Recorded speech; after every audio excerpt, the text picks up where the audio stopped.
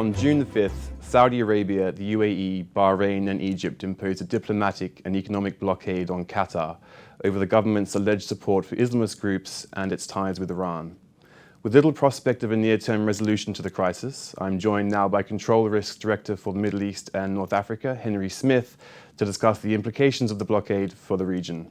Henry, thank you for joining us today. Thank you. Now, relations between Qatar and many of its regional peers haven't always been easy in recent years. Why is this crisis happening now?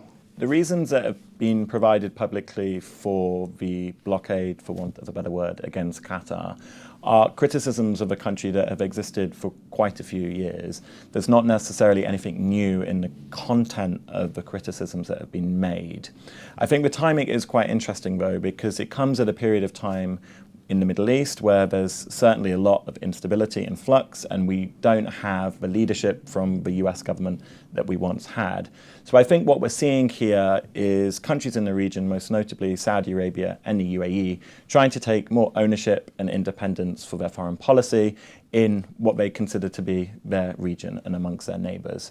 And I think that's why you've seen this happen shortly after President Donald Trump visited Riyadh, and also at a period of time in which these countries are undergoing leadership transitions, most notably in Saudi Arabia, of course.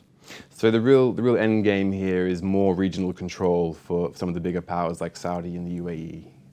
I think they would probably phrase it in broader terms, not solely just in terms of regional control, but trying to see countries in the region, particularly their near neighbor Qatar, adopt a set of foreign policies and what they would regard as principles that are more aligned with their own. Now, what does this mean for Qatar's economy? Because there's obviously a land, sea and air sort of blockade on the country right now from those four states. What does this mean moving forward? The imposition of the various measures on land, air and sea have effectively caused large disruption to Qatar's supply chain as a country. So its ability to bring in food, its ability to source construction materials, equipment for the infrastructure projects that it has.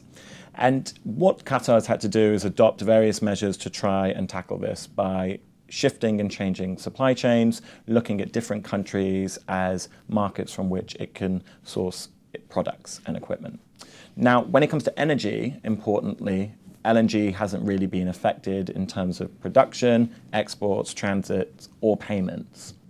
And can Qatar feasibly last over the long term in this kind of environment, in this situation?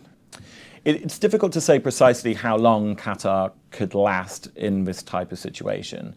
But what is apparent to everyone is that the country does have significant reserves at home and abroad. There is a question mark over how liquid some of these are, of course, but Qatar does have some resilience that most other countries around the world would not have.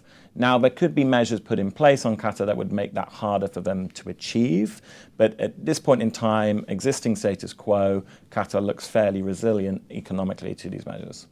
Now, to what extent do all of these events sort of undermine the GCC's position as a hub for business, trade and investment in the wider region? So the GCC at heart has three components to it. It's a customs union, it has mobility of GCC nationals between labour markets, and it has a degree of security and defence cooperation. Qatar is effectively suspended from all three, and where that becomes very relevant for business is the movement of people and the customs union. If you have multinational companies who have their regional headquarters in Dubai and use Jebel Ali port as their main transit point to supply Qatar, then you clearly have a very significant disruption to business continuity. The other issue that I would raise is that the UAE particularly has built a reputation, understandably and justifiably so, as a reliable place to do business in the Middle East. Secure, stable, politically, security and regulation. What the UAE is doing here is using economic measures to put pressure on Qatar, and in so doing, potentially doing damage to its own economy and also to the livelihoods of multinational companies that are operating there. And I think that does become an issue that weighs quite heavily on senior decision makers thinking about how they structure their business in the Middle East over the longer term. Henry, thank you very much for your time today. Thank you.